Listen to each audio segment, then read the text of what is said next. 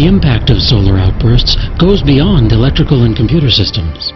Scientists recently found that the sun's moodiness can change the course of our global climate.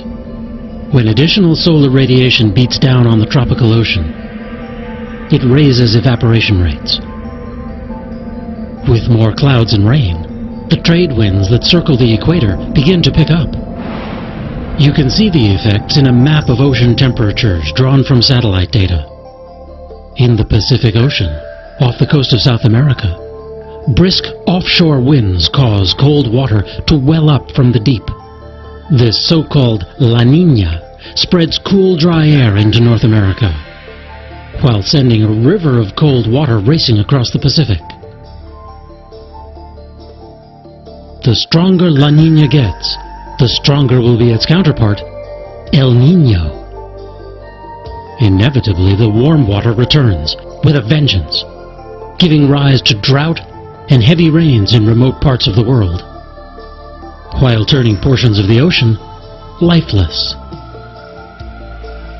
Of course, solar outbursts have been affecting Earth's climate for billions of years.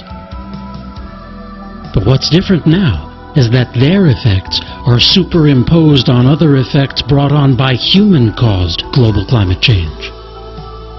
That increases the challenges that we face in adjusting to our changing world. Fortunately, our ability to monitor and predict the sun's behavior is getting better. Scientists are, for example, learning to read the wavy surface of the sun, to anticipate sunspots forming on the side we can't see, to detect the presence of these sun storms months before they can affect us.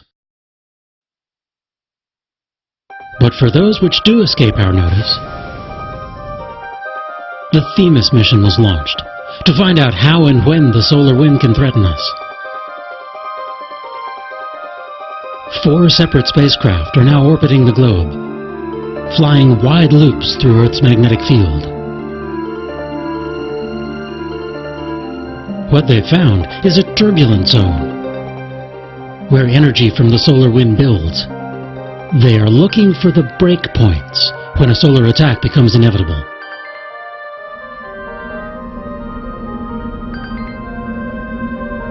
The Halloween storms of 2003 were a wake-up call. They showed just how vulnerable to solar outbursts our modern society has become. And just since then, many more of us have opted for GPS boxes in our cars.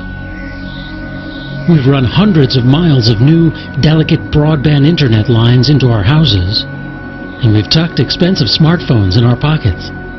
Again and again, even in what we thought was the least active phase of the solar cycle, the sun still went from quiescent and calm to downright angry.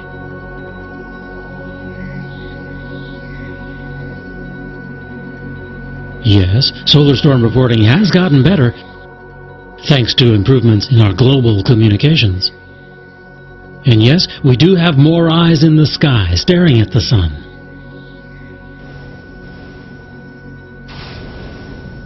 But we are still a long way from being able to predict the solar weather.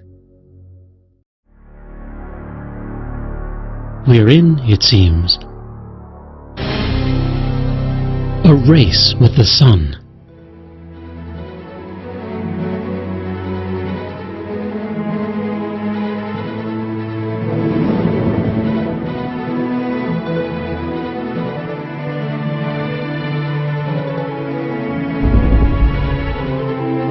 Even as our expanding reliance on technology makes us more vulnerable to solar outbursts,